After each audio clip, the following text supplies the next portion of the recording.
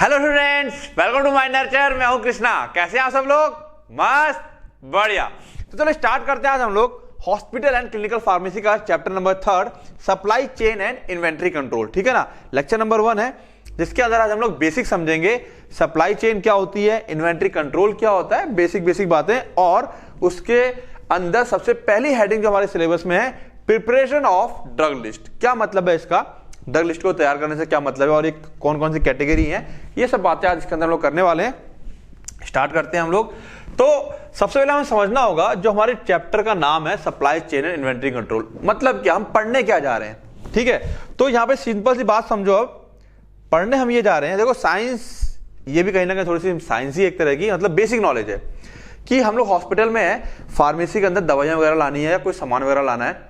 ठीक है ना, जो हमारा स्टॉक है, ठीक है, तो ऑब्वियस सी बात है हम लोग क्या करेंगे, उसमें खरीद फरोख्त करेंगे, जाएंगे चीजें खरीदेंगे। ठीक है, एक होता है लोग डायरेक्ट चले जाते हैं, और जब बड़ी बड़ी फर्म्स होती है यानी कि हॉस्पिटल्स होते हैं, उसमें प्रॉपर डॉक्यूमेंटेशन वगैरह होता है, रिटर्न वर्क होता है, क्या चीज खत्म हो गई है, क्या चीज बची हुई है। ठीक है ना, तो सप्लाई चेन, सप्लाई कहां से कैसे क्या होगी। और इन्वेंट्री कंट्रोल, इन्वेंट्री क्या होता है, हमारे पास जो स्टॉक है उसका कंट्रोल इन द सेंस किस तरीके से हम स्टॉक को खर्च करें कि हमारा बेनिफिट मैक्सिमम हो। जैसे छोटा सा उदाहरण ले, अगर हम मान लो कोई दवा एक्सपायर होने पर है तो हम उसको पहले निकालने की कोशिश करेंगे जिससे कि हमारा लॉस ना हो। बस यही बातें हम सीखनी है यहाँ पर, और ये सब बातें हमको आती हैं, बस हमको लिखने के पर्पज से सीखनी है ना। ये सब बातें तुम लोग जानते हो, जो लोग वर्किंग है या काम करते हैं या मेडिकल स्टोर चला रहे हैं उनको ये सब बातें पता है। केवल उसे लैंग्वेज, भाषा के रूप में समझना है कि आखिरकार भाषा कैसी दी जानी है।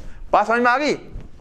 ठीक है ना, तो बहुत टफ चैप्टर नहीं है, सिंपल चैप्टर है, बेसिक बातें हैं, जानते तुम सब लोग इसके बारे में, हमको केवल अब उसको एक रूपरेखा देनी है कि इसके अंदर लिखना क्या है। तो सप्लाई चेन से क्या मतलब है, तो the pharmaceutical supply chain is the means through which, जिसके द्वारा प्रिस्क्रिप्शन मेडिसिन, ठीक है, फार्मास्यूटिकल सप्लाई चेन वो जरिया है जिसके द्वारा जो प्रिस्क्रिप्शन मेडिसिन होती है यानी कि जो डॉक्टर्स के द्वारा लिखी जाती हैं, are manufactured and delivered to patient, वो मैन्युफैक्चर की जाती हैं और पेशेंट को डिलीवर की जाती हैं। तो देखो यहां पर अब सप्लाई चेन से हम लोग एक नॉर्मल सी बात समझे तो सप्लाई चेन का मोटा मोटा क्या बात आ गई, सिंपल सी बात आ गई, सप्लाई चेन का मैन्युफैक्चर के पास बनना और अल्टीमेटली कस्टमर तक पहुंचना, इस पूरी प्रोसेस को हम लोग क्या बोल देते हैं, सप्लाई चेन कह देते हैं। अब लिखने के पर्पज से देखो लिखना क्या गया है, ये वो जरिया है means through which prescription medicine, जो डॉक्टर ने दवा लिखी है वो मैन्युफैक्चर के द्वारा डिलीवर कर दी जाए फाइनली पेशेंट को। ये लिखने का तरीका हो गया अपना। बात पता, अच्छा ऐसा नहीं भी लिखोगे तुम लोग सीधा लिखोगे, सप्लाई चेन का मतलब होता है manufacturing of drug and it's availability, कि वो पहुंच जाए फाइनली हमारे किसके पास, कस्टमर के पास, तो वो भी चल जाएगी डेफिनेशन। ओके है, ठीक है। अब ये केवल ये समझना है हमको कि चीजें अगर ऐसे लिखोगे तो और अच्छी बात है, ऐसे लिखोगे तो भी चल जाएगा। But the supply chain network is actually a complex work, supply chain एक बड़ा कॉम्प्लेक्स जटिल काम होता है, requiring A number of step, इसके अंदर कई सारे स्टेप्स होते हैं, देखो अभी दिखाएंगे हम लोग, that must be taken to ensure medication are available and accessible to patient. ठीक है ना, अब इसके अंदर कई सारे स्टेप होते हैं जो ये सुनिश्चित करते हैं कि मेडिकेशन जो है वो अवेलेबल रहे पेशेंट के पास, पेशेंट उसके पास तक एक्सेसिबल कर सके, किसको, मेडिसिन को। अब समझो बात को, मैन्युफैक्चर ऑफ रॉ, यहां पर कौन आ गया, सबसे लो लेवल पे रॉ मटेरियल का जो रहता है हमारे पास, उसकी मैन्युफैक्चरिंग या सप्लाई करना। Manufacture of finished doses form, raw material बनाया, पाउडर वगैरह जो बनाना था बनाया, फिर हमने उसको क्या किया, फिनिश प्रोडक्ट वर्क। कई बार ऐसा होता है रॉ मटेरियल कहीं और बनता है और वो सप्लाई कर दी जाती है दूसरी फैक्ट्री में, वहां पे फाइनली कैप्सूल या सिरप जो फाइनली बनके तैयार हो जाता है, तो ये आ गया अपना फिनिश्ड डोजेज फॉर्म। यहां से कहां चला जाता है, वेयर हाउस में चला जाता है या डिस्ट्रीब्यूशन प्लेटफॉर्म पे। यहां से भाई फैक्ट्री में जहां बन गया वहां स्टोर थोड़ा किया जाएगा, वहां से निकाल के उसे गोदाम, इसे हम लोग क्या कह सकते हैं, गोदाम कह सकते हैं, गोदामों में भर दिया जाता है। गोदामों से फिर इन्हीं फैक्ट्री वालों के गोदाम होते हैं, गोदामों से क्या होता है, होलसेलर, जो होलसेलर बेचते हैं वो आकर परचेज कर लेंगे, होलसेलर से फिर डिस्ट्रीब्यूटर जो फाइनली क्या करेंगे, डिस्ट्रीब्यूट करेंगे। ठीक है ना, डिस्ट्रीब्यूटर आ गए। अब डिस्ट्रीब्यूटर में कई तरह के आ सकते हैं, रीजनल डिस्ट्रीब्यूटर हो सकते हैं, मान लो एक मेन उसका स्टेट का डिस्ट्रीब्यूटर था, वो रीजनल कर देगा। ठीक है, इस डिस्ट्रिक्ट में उस डिस्ट्रिक्ट में रीजनल डिस्ट्रीब्यूटर हो गए। अब यहाँ पे तुम एक सिंपल, इसको हटा करके सिंपल डिस्ट्रीब्यूटर लिख सकते हो। ठीक है ना, उसके बाद यहां से कहां सप्लाई होगी, हॉस्पिटल में और फार्मेसी में। अब फार्मेसी हम लोग यहाँ पर नहीं देख रहे हैं, हम लोग किसको देख रहे हैं, हॉस्पिटल को देख रहे हैं, तो हॉस्पिटल में, और हॉस्पिटल से अल्टीमेटली कस्टमर में। तो देखो दवाई यहां से अल्टीमेटली कहां पहुंची, कस्टमर के पास।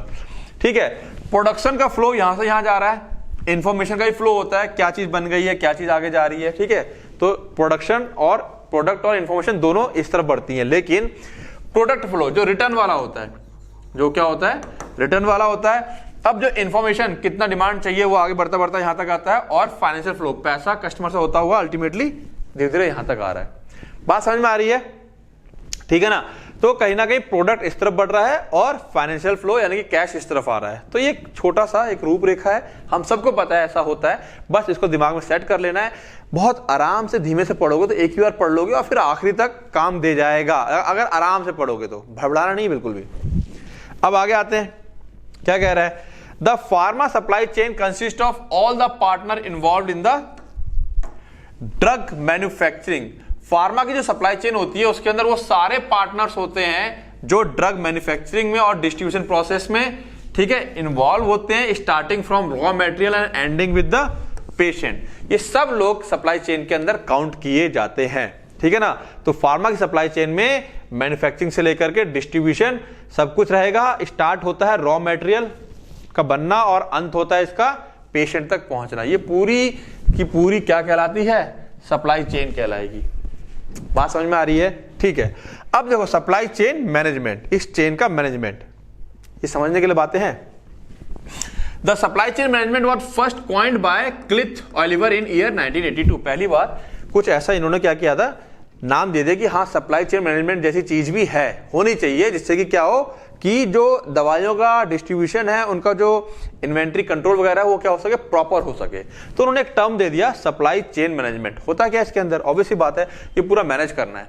मैनेज कैसे करना हम सबको पता है। ये मैनेज कुछ ऐसा होना चाहिए कि यहां पर दवाइयां हर समय अवेलेबल रहें पेशेंट के लिए। ऐसा नहीं कि दवाइयां खत्म हो गई, अब तुम ऑर्डर लगा रहे हो, अब यहाँ प्रोडक्ट बनाएगा फिर पहुंचेगा महीनों बाद, ऐसा नहीं होना चाहिए ना। तो मैनेजमेंट का मतलब क्या है, जब ये दवाई मांगे दवाई ऑलरेडी यहाँ अवेलेबल रहे, तो वो पूरा मैनेज रहना चाहिए, सप्लाई ऑर्डर वगैरह सब कुछ, ठीक है। तो supply chain management is defined as the management of flow of product का flow and services which begins from the origin of product and ends at the product consumption. तो अल्टीमेटली देखो यही है, क्या कह रहा है, सप्लाई चेन मैनेजमेंट का मतलब यही है, फ्लो ऑफ प्रोडक्ट का फ्लो एक प्रॉपर वे में होता रहे, जिससे कि जो प्रोडक्ट है हमारा कस्टमर तक पहुंचता रहे। शुरुआत उसकी होगी मैन्युफैक्चरिंग पर, अंत उसका होगा पेशेंट के पास जाकर के, ठीक है। इट कंप्राइजेस, इसके अंदर कौन कौन चीजें इन्वॉल्व है, इट कंप्राइजेस मूवमेंट, जो मोशन हो रहा है ना, मैन्युफैक्चरिंग से आगे फैक्ट्री से आगे वेयर हाउस, ये जो मोशन चल रहा है, and storage of raw material को स्टोर करना, data involve in work in progress, inventory and fully furnished product, यानी कि सारी चीजें इसके अंदर इन्वॉल्व होती हैं। स्टोरेज, रॉ मटेरियल को स्टोर करना, ठीक है। वर्क इन प्रोग्रेस, कोई काम फैक्ट्री में प्रोसेस चल रही है काम की, वो भी इस मैनेजमेंट के अंदर काउंट किया जाता है।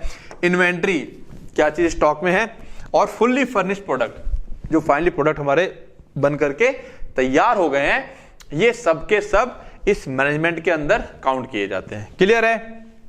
The main objective of supply chain management, इसका मेन काम क्या, क्यों कर रहे हैं हम लोग, is to monitor and relate production, distribution and shipment, जिससे कि हमारा प्रोडक्शन का डिस्ट्रीब्यूशन और शिपमेंट भेजना होता है ना हमें, वो मेंटेन रहे। मैंने कहा ना अल्टीमेटली इसका ऑब्जेक्टिव क्या है कि जब जब यहां पर पेशेंट को नीड है, ऐसा नहीं कि तभी यहां पर आके ऑर्डर लगेगा, उससे पहले यहां पे सप्लाई चलती रहे, जिससे कि पेशेंट के पास लगातार हमारा माल पहुंचता रहे। इसको चेंज भी कर सकते हो। मेन ऑब्जेक्टिव क्या है, continuous availability of finish product या मेडिसिन टू द पेशेंट के पास लगातार अवेलेबिलिटी बनी रहे, ये भी लिख सकते हो।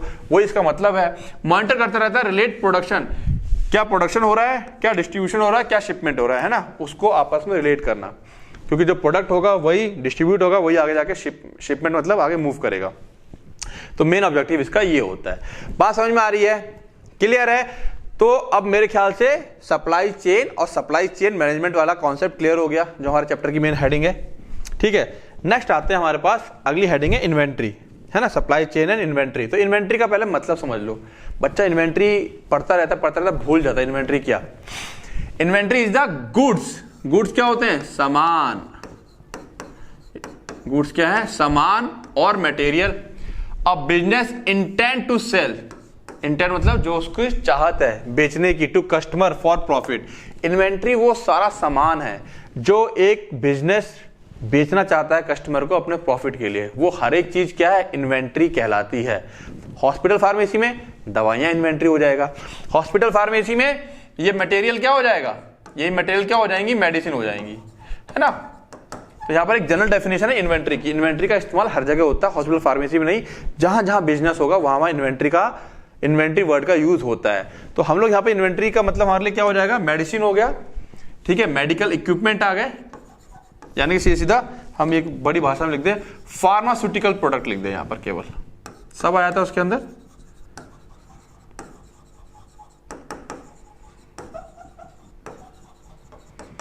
ठीक है, तो यहां पर हम लोग पढ़ रहे हैं क्या, हॉस्पिटल फार्मेसी पढ़ रहे हैं, क्लिनिकल हॉस्पिटल क्लिनिकल फार्मेसी, तो इसीलिए यहां पर सारी चीजें क्या होंगी, फार्मास्यूटिकल प्रोडक्ट होंगी। अब टाइप्स ऑफ इन्वेंट्री, इन्वेंट्री के अंदर क्या क्या चीजें काउंट करी जाएंगी, क्या खाली फाइनल प्रोडक्ट रहेगा या कुछ और भी चीजें, नहीं, तुम्हारा रॉ मटेरियल वो भी इन्वेंट्री के अंदर काउंट होगा, अच्छा इतना रॉ मटेरियल पड़ा हुआ है। परचेज पार्ट्स एंड सप्लाईज, कितना पार्ट आप खरीदा है, कितना बेच दिया। फिनिश्ड गुड, जो माल तैयार हुआ पड़ा है। वर्क इन प्रोग्रेस, कितना माल चल रहा है तैयारी पर।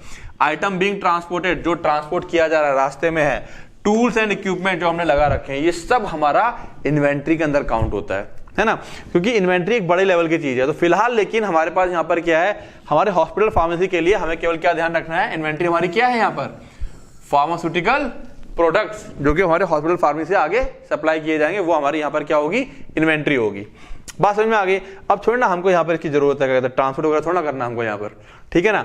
लेकिन हाँ, ट्रांसपोर्ट का ऐसे आ सकता है कि हमने क्या माल मंगाया हुआ है, वो माल हमारा कहाँ है, रास्ते में है, तो वो हमारी इन्वेंट्री में काउंट हो जाएगा।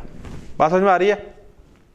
अब क्योंकि ये सारी चीजें, अब रॉ मटेरियल की यहाँ जरूरत है नहीं, परचेज पार्ट और सप्लाईज, हमने कितना पार्ट खरीद लिया है, कितना माल खरीदा, कितना फिनिश गुड, कितना माल हमारे पड़ा हुआ है, वर्क इन प्रोग्रेस, कितना माल बेचा जा रहा है, ठीक है, ये सब चीजें यहाँ पर हम लोग इस तरह से देख लेंगे।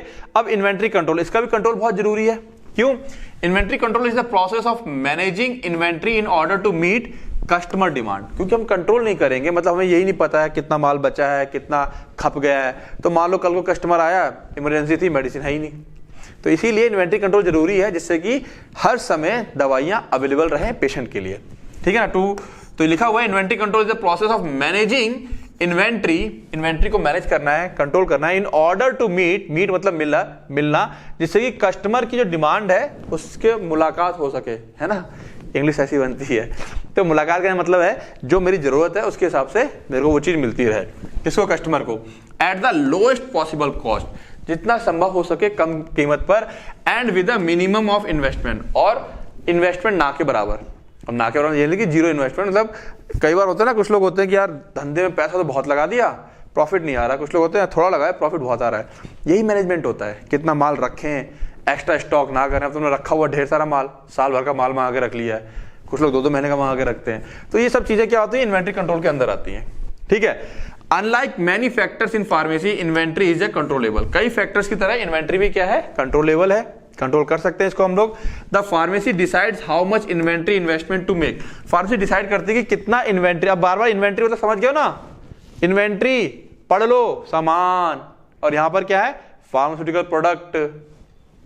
अब मैं बार बार नहीं बोलूंगा, सिर्फ इन्वेंट्री शब्द बोलूंगा, क्लियर है, बोल दो मन में अपने अंदर। फार्मास्यूटिकल दवाइयां जो इक्विपमेंट्स हैं, है ना, जो हम बेचे जा रहे हैं हॉस्पिटल फार्मेसी के अंदर, वो सब क्या है, इन्वेंट्री है, ठीक है।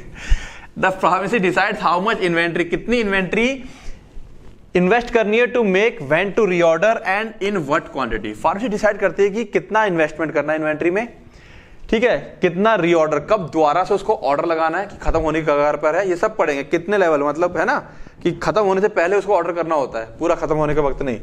एंड इन व्हाट क्वांटिटी, किस मात्रा में उसको रीऑर्डर करना है, सब पढ़ेंगे।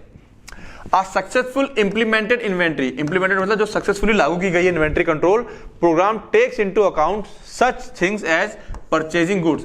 जो सक्सेसफुली इन्वेंट्री कंट्रोल होती है उसके अंदर क्या क्या चीजें कंट्रोल की जाती हैं या क्या क्या चीजें होती हैं, परचेजिंग गुड्स, ठीक है, कमेंसरेट विद डिमांड, क्या कहते हैं, गुड्स का खरीदना जो कि डिमांड के साथ ही शुरुआत हो जाती है, कि कितनी डिमांड क्रिएट हो रही है। सीजनल वेरिएशन का ध्यान रखा जाता है ना, एक खास सीजन आता है गर्मियों में जब डायरिया बहुत ज्यादा बढ़ जाता है, हर सीजन में कभी मलेरिया फैल रहा है, कभी डेंगू फैल रहा है, तो हर एक खास सीजन में एक खास तरह की दवाइयों की डिमांड बढ़ जाती है।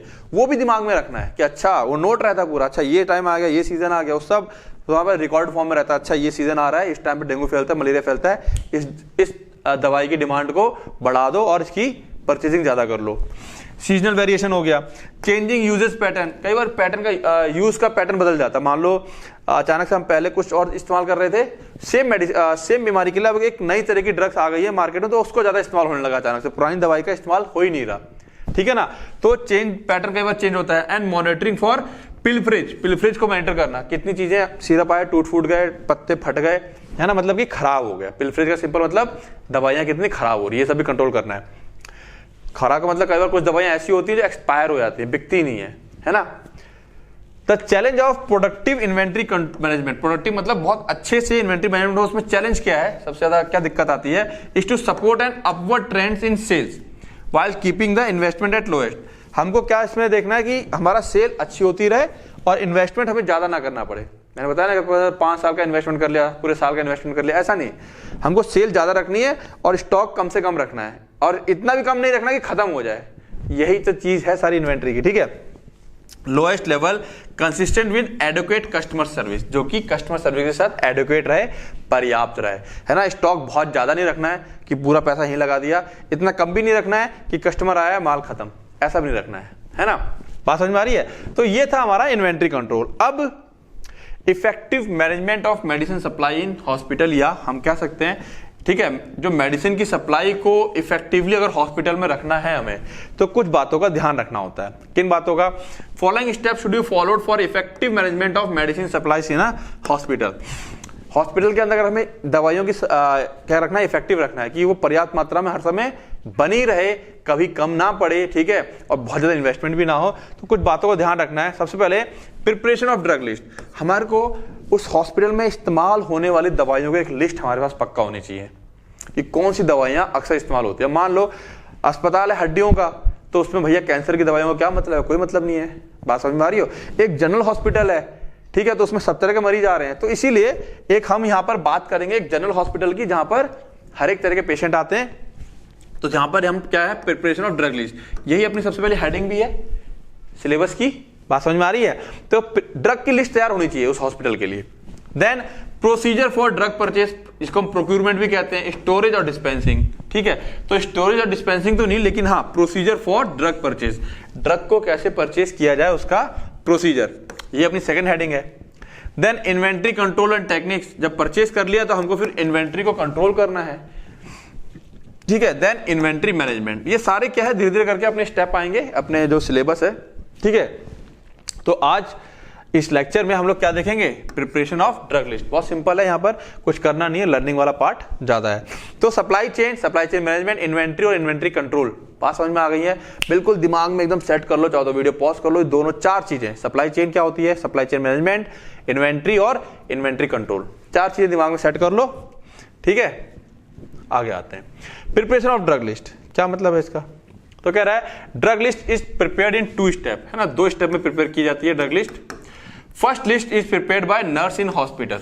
जो नर्सेस होती हैं हॉस्पिटल में, वो क्या अपने अपने वार्ड में काम करती हैं, तो उनको पता रहता है कि अच्छा ये डॉक्टर ज्यादातर ये दवाइयां लिखते हैं, तो उनके पास एक लिस्ट तैयार होती रहती है, which are prescribed by doctor, जो कि डॉक्टर प्रिस्क्राइब करते हैं। Second list is prepared at pharmacy. अब नर्स ने तो अपने डिपार्टमेंट की दे दी है, पहुंचा दी फार्मेसी के पास, देखो भैया हमारे डिपार्टमेंट में डॉक्टर साहब ये ज्यादा इस्तेमाल करते हैं, ठीक है। अब पहुंची फार्मेसी जो मेन है उसके पास चारों तरफ से आ रही है ना, जितने डिपार्टमेंट है सबके पास से लिस्ट आ रही है, तो वो सबकी लिस्ट को क्या करता है, तैयार करता है फिर, ठीक है। वो फिर क्या है, सबकी लिस्ट बनाता है। तो सेकंड लिस्ट कहां तैयार होती है, एट फार्मेसी लेवल पर। क्लियर है बातें। There are some special category, कुछ खास कैटेगरी की दवाइयों की लिस्ट यहां पे हम डिस्कस करेंगे, जैसे कि हाई रिस्क ड्रग क्या होती हैं, उनके लिस्ट में क्या रहेगा, इमरजेंसी ड्रग्स क्या है, शेड्यूल H1 ड्रग क्या है, ये तो जानते हो बहुत अच्छे तरीके से, है ना। NDAPS ड्रग क्या है, रिजर्व एंटीबायोटिक्स क्या है, ठीक है। बारी बारी से बस इनकी डेफिनेशन ये होती क्या है, और इनके 5-5, 10-10 क्या है, एग्जाम्पल के तौर पर ड्रग्स के नाम याद कर लोगे, एग्जाम में उससे ज्यादा नहीं आएगा, ठीक है ना, ड्रग लिस्ट में। तो हाई रिस्क ड्रग्स क्या होती हैं, they are also called high alert medication. High alert medication, high risk, इनका रिस्क बहुत ज्यादा है। मैनी स्टेट रिस्क मतलब दिक्कतें जिनसे ज्यादा होने वाली हैं, यानी अक्सर ज्यादा दिक्कतें हो जाती हैं। Many studies have found that only a limited number of drugs are responsible for majority of adverse drugs events. कुछ ही ड्रग्स ऐसी हैं जिनके साइड इफेक्ट बहुत ज्यादा है ना, adverse effect and clinically relevant drugs interaction, और उनके इंटरेक्शंस है ना। ड्रग इंटरेक्शन क्या होता है, वो कई बार दूसरे ड्रग्स के साथ मिलके या किसी और कंडीशन, मान लो हम दे रहे हैं बुखार के लिए और पेशेंट को मतलब रीनल प्रॉब्लम है, किडनी का दिक्कत है, लेकिन उस कंडीशन में वो दवा ना दें तो ज्यादा अच्छा है। तो इसीलिए कुछ दवाइयां ऐसी हैं जिनके एडवर्स इफेक्ट भी होते हैं और ड्रग के इंटरेक्शंस भी होते हैं। And even smaller number of medication is responsible, और कुछ बहुत ही थोड़ी मेडिकेशन ऐसी हैं जो कि जिम्मेदार हैं for the most serious drug related complications. कुछ दवाइयां हैं जो एडवर्स ड्रग इफेक्ट दिखाती हैं ज्यादातर, लेकिन जरूरी भी है। कुछ दवाइयां हैं जो ड्रग इंटरेक्शन शो करती हैं, और उनमें से भी कुछ बहुत ही कम मेडिसिन ऐसी हैं जिनके बड़े ही जबरदस्त साइड इफेक्ट आते हैं, लेकिन इस्तेमाल होती हैं। सब पे नहीं आते हैं, लेकिन आते हैं तो फिर आते हैं उनके, ठीक है ना। तो ये है हाई रिस्क ऑफ ड्रग। इनकी एक लिस्ट एक अलग से तैयार होनी चाहिए कि ये ऐसी ड्रग्स होती हैं। क्यों? क्योंकि उनके एंटीडोट भी मंगा करके रखने हैं कि भैया अगर गलती से खा लिया, नॉर्मली क्या होता है डॉक्टर सबको दवाइयां लिखता रहता है और अचानक से किसको रिएक्ट कर जाएगी दवा। 1000 पेशेंट को लिखी और पजला 1000 एक जो 999 को लिखी और हजारों पेशेंट को रिएक्ट कर गई। अब वो तो रोज लिखता है, और जिस पेशेंट को रिएक्ट, अब हर किसी पेशेंट को टेस्ट तो नहीं करेंगे, दवा खाई और अचानक से एडवर्स इफेक्ट दिखा दिया तो उसका एंटीडोट भी होना चाहिए। इसीलिए इनकी एक लिस्टिंग अलग से होती है। Many of this medication have narrow therapeutic to toxic ratio, बहुत ही पतला होता है, इतनी रेंज तक तो थेरेपेटिक इफेक्ट, हल्का बड़ा नहीं कि टॉक्सिक इफेक्ट आया नहीं, बहुत नैरो रेंज होती है, ठीक है। And require meticulous monitoring, meticulous होता है बहुत ही कायदे से बारीक मॉनिटरिंग चाहिए होती है ना। कई बार तुम लोगों ने देखा होगा, शायद किसी के साथ ऐसा हुआ हो कि डॉक्टर कभी इंजेक्शन लगा देता है, या इंजेक्शन लगाने से पहले इंजेक्शन थोड़ा सा लगाएगा फिर कहेगा बैठ जाओ, या दवाई खिला देगा बोलेगा आधा पौन घंटा बैठ के जाना है ना, क्योंकि हमें देखना है पेशेंट को कोई दिक्कत तो नहीं आ रही है। इस तरह कई बार देखा होगा तुमने। तो वो यही है मॉनिटरिंग, ठीक है ना। उसको मॉनिटर करते रहते हैं दवाई खिलाने के बाद कि हाँ कोई दिक्कत तो नहीं है वगैरह वगैरह करके।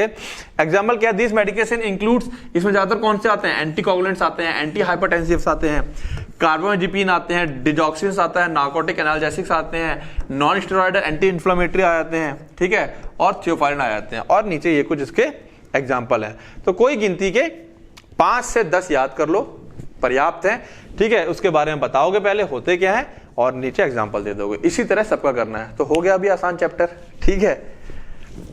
डेफिनेशन और 4-4, 5-5 drug. Emergency drugs, emergency drugs are chemical compound used in patient during life threatening condition. बिल्कुल मरने की कगार पे होता है और अगर वो दवा ना दी जाए तो बचेगा ही नहीं, वो दवा ना मिले तो वो बचेगा ही नहीं।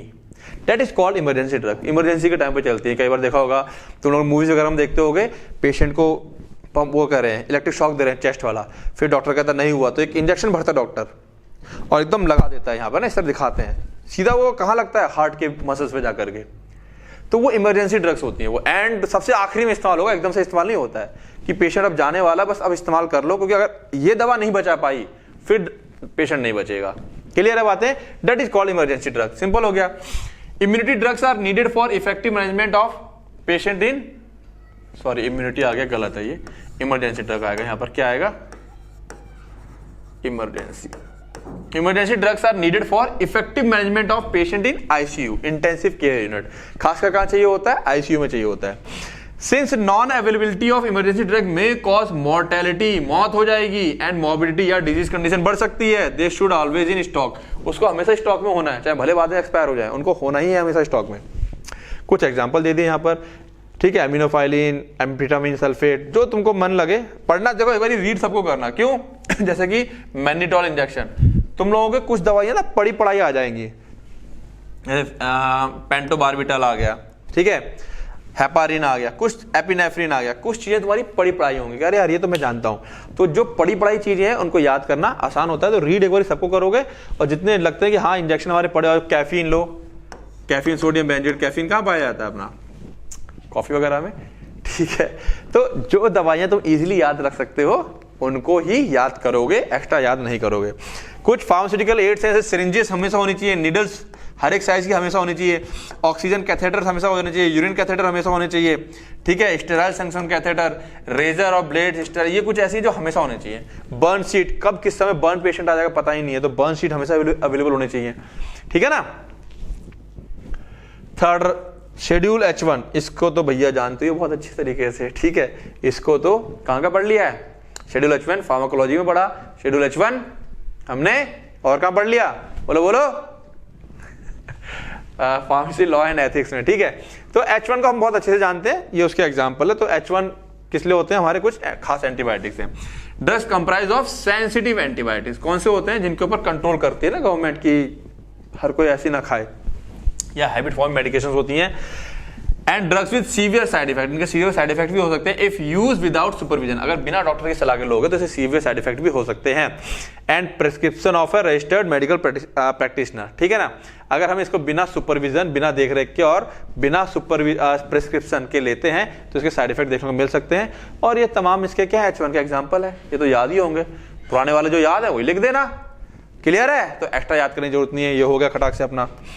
नार्कोटिक एंड साइकोट्रोपिक ड्रग, देखो अब ये मत कहना सर आपने इसको पढ़ाया नहीं, मैं उम्मीद कर रहा हूं कि 2 जगह पढ़ चुके हैं हम लोग, ठीक है ना। तो वही सारी वो सेम है यहाँ पर, तो उसकी लिस्ट बन जाएगी एक, narcotic drugs and psychotropic substance, NDPS, ठीक है ना। क्योंकि ये ड्रग की जो बन जाती है ना लिस्ट, उनके अलग कैटेगरी में फिर फार्मेसी में रखी जाती है इनको। ये द नार्कोटिक ड्रग्स पता ही हमको कौन से होते हैं, जो पेन किलर करते हैं और साथ साथ में हमको थोड़ा सा सुलाने, नशा वाले भी लेके आते हैं। साइकोट्रोपिक कौन से होते हैं, जो हमारे दिमाग पे असर करेंगे। तो narcotic drugs and psychotropic substance act 1985 commonly refer to as the NDPS act. ये जो एक्ट है, ठीक है, द्वारा से आगे यहाँ पर, मतलब द्वारा से नहीं आया अभी, फार्मेसी में भी है, तो एक्ट की डेट तो वैसे ही वहां पे भी इंपॉर्टेंट, तो यहाँ के लिए भी दोनों जगह काम कर जाएगा। कह रहा है ये एक्ट आया था और ये कंट्रोल करता है इनके ऊपर।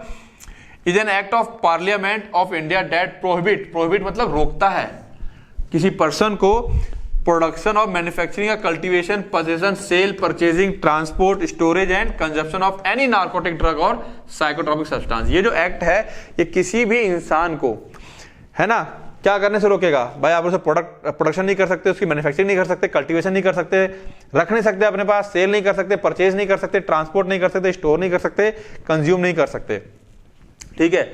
फिर ये है क्यों, उसके लिए लाइसेंस लेना पड़ता है। क्या लेना पड़ता है, लाइसेंस। जो लाइसेंस होल्डर होगा वही करेगा, उसके अलावा कोई नहीं कर सकता, ठीक है ना। नाउ नार्कोटिक ड्रग्स होती क्या है समझ लो। A drug such as opium और मॉर्फिन, ओपियम और मॉर्फिन ये क्या करती हैं, बहुत अच्छी पेन किलर है, दर्द खत्म करती है, लेकिन साथ साथ में हमको सुला भी देती हैं, ठीक है, नशा करती हैं। दैट इन मॉडरेट होता है ठीक ठाक, ओके डोज में, डल्स द सेंस हमारा डल मतलब होता है ना, कम कर देगा, पेन को रिलीफ करेगा, एंड इंड्यूसेस प्रोफाउंड स्लीप, बहुत तेज नींद आती है, प्रोफाउंड बहुत गहरी नींद आएगी, बट इन एक्सेसिव डोजेस, अगर डोज ज्यादा हो जाए, कॉज स्ट्यूपर, कॉमा और कन्वर्जन, कोई दौरे वौरे से पड़ना और, ठीक है, हाथ पैर फड़कना और या इंसान कॉमा में जा सकता है। देन क्या है, साइकोट्रोपिक्स, ठीक है। तो नार्कोटिक का डेफिनेशन यहां पे भी आ गई और वहां पे भी काम में आएगी फार्मेसी लॉ एंड एथिक्स में। Psychotropic drug is any drug that has primary effect on behaviour experience, आपके बिहेवियर पे चेंज कर देगा। कोई शांत है तो एकदम एक्साइट हो जाएगा, कोई एक्साइट है तो एकदम ढीला पड़ जाएगा, है ना, बिहेवियर चेंज आते हैं मूड में। और अदर साइकोलॉजिकल फंक्शंस, साइकोट्रोपिक्स और psycho active drugs can also be defined as, है ना, इनको हम ऐसे भी डिफाइन कर सकते हैं एज ए केमिकल, ऐसे chemical that affect the brain, जो हमारे दिमाग को अफेक्ट करते हैं एंड नर्वस सिस्टम को अफेक्ट करते हैं। अल्टर फीलिंग, अल्टर मतलब चेंज कर देते हैं हमारी फीलिंग्स को और इमोशंस को। These drugs also affect the consciousness, consciousness मतलब चेतना, यानी कि जैसे मैं अभी जगा हुआ हूं, ठीक है, मुझे अगर थप्पड़ मार दे या चुट्टी काट ले तो मैं एकदम हटूंगा, दैट इज कॉल्ड कॉन्शियसनेस, ठीक है।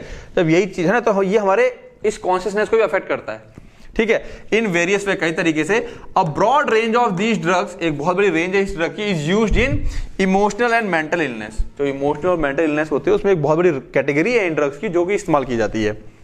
अब यहाँ पे कुछ एग्जांपल है जो तुम याद कर लोगे, है ना, अल्प्राजोलम, एम्फियोप्रोमाइन, बार्बिटल, बेंटोफिटामाइन, यहाँ पे तुमको एक मिलेगा पाम वाले, जोलम, पाम वाले ड्रग याद आए, कॉलेज में पढ़े थे हम लोगों ने, ठीक है ना। तो पाम वाले ड्रग यहाँ पे याद कर लोगे, जिनके पीछे पाम लग रहा है या जोलम लग रहा है, लोप्राजोलम, ऑक्साजोलम, ठीक है, इजी रहेगा तुम्हारे लिए याद करना। अदरवाइज डाइजीपाम, डिलोराजीपाम, क्लोबाजाम, ठीक है, ये जाम पाम वाले वो याद करना आसान रहेंगे।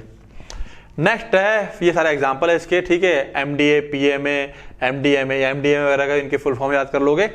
नेक्स्ट आता है अपने पास रिजर्व्ड एंटीबायोटिक्स। देखो H1 वाली एंटीबायोटिक्स अलग है और ये रिजर्व्ड एंटीबायोटिक्स हैं। क्या मतलब है रिजर्व एंटीबायोटिक्स? ये वो एंटीबायोटिक है जिसको हम लोग कहते हैं ना सबसे आखिरी में इस्तेमाल करेंगे।